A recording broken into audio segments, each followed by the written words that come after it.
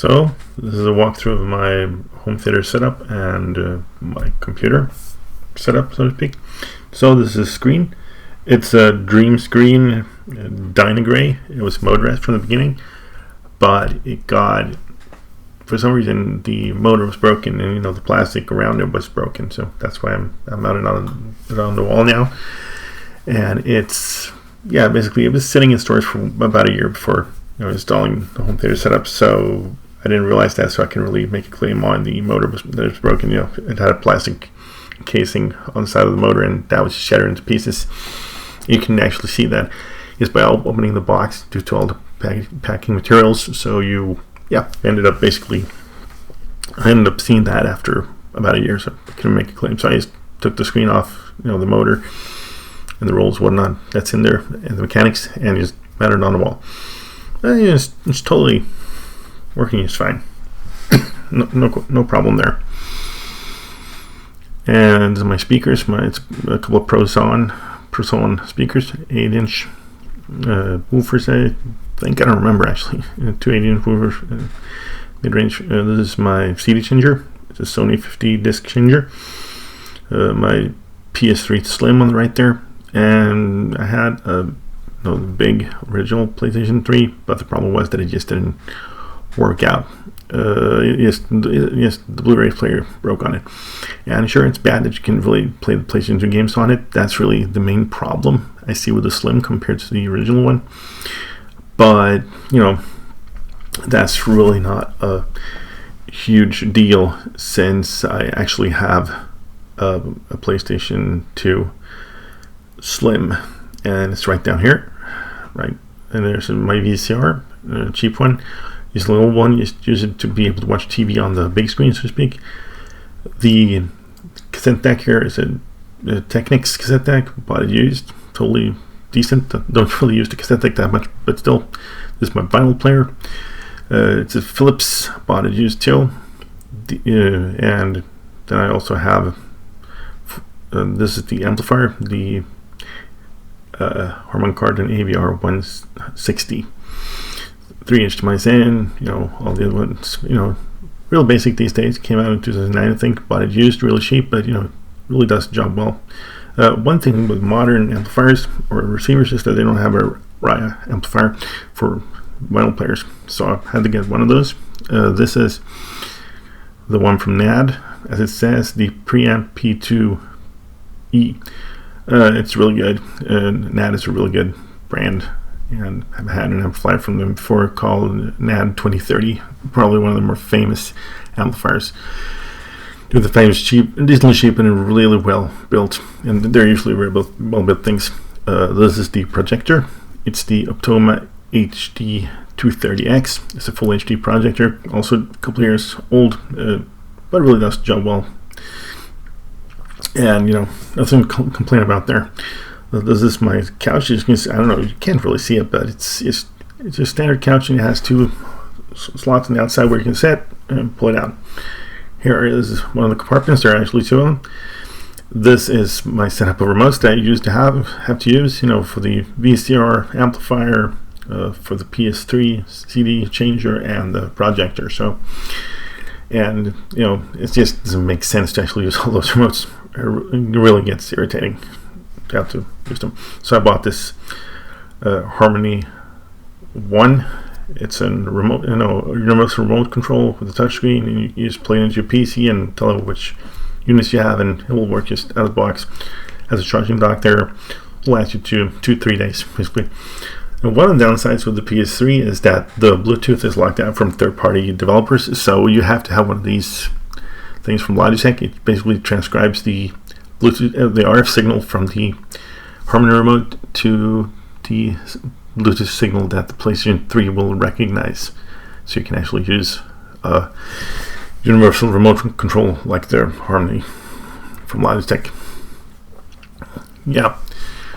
Then we get over to the computer. This is a Fractal Design R4 chassis, using a Noctua HU12S CPU cooler. Originally comes with 1 fan, but they also include clips, so you can add an extra fan onto it, which I've done, so you can have a push-pull configuration just to get, a little bit cooler. Rocking the graphics card is the GeForce GTX 970. This is the Gigabyte G1 gaming version from Gigabyte, and just the job. Should probably upgrade it sooner rather than later. Power supply is a Corsair RX 750. It's a fully modular one, and it has this. When it's not pulling too much power, the fan is it's silent, or it's just still. So it makes the system real quiet, and just have some LEDs in there, which you can set. I have a couple buttons in the front there, and one of the 525 base. This is the keyboard that I am rocking right now. It's the Razer Ornata Chroma, and the Ornata is just basically one of the newer keyboards, and they're using what they're calling their mecha membrane switches, which basically is something between membrane and mechanical switches that you'll find on like the Black Widow or whatever from Razer. But this is, it's something between more towards the membrane, I'd say, but I like them. And you get this armrest. It actually is included with the keyboard, and it has all the Razer, Chroma settings, and it works with the app. So it's really good. The microphone I'm using right now is the Yeti Blue Snowball. It's a really good one. Or not Yeti, it's just a Blue Snowball. It's really good. Cheap speakers. Got a couple years ago from Logitech. I think they're called SID 210. Don't remember. Decently cheap though. Yeah. So that's about it. I think I'm coming down with something here. Yeah, but they're just decent speakers. Nothing fancy. I'm planning on upgrading to a couple of monitors. Extra monitors. This is my BenQ 120 hertz monitor. It's really bright. I don't know how well it's coming through actually in video, but it's really bright, and it's really, I like it. It's really good for gaming, and since it's 120 hertz, it's good for gaming, and you can still run games at 120 hertz you don't really need the absolute newest graphics card. My second monitor is my old Samsung that I had before, and as you can see, it's a lot dimmer, but it doesn't come through. But as Samsung, usually their monitors are very warm in colors, whereas the BenQ here is very cold, but it's a lot brighter. And I tried to get the Samsung to go as bright as the BenQ to just have that at least. But this is as bright as it goes, and it's actually not worse, but it looks less pronounced on the here. This is my mouse, Logitech Spectrum 502. There's the Razer, their RGB lit mouse pad. I think it's called Firefly.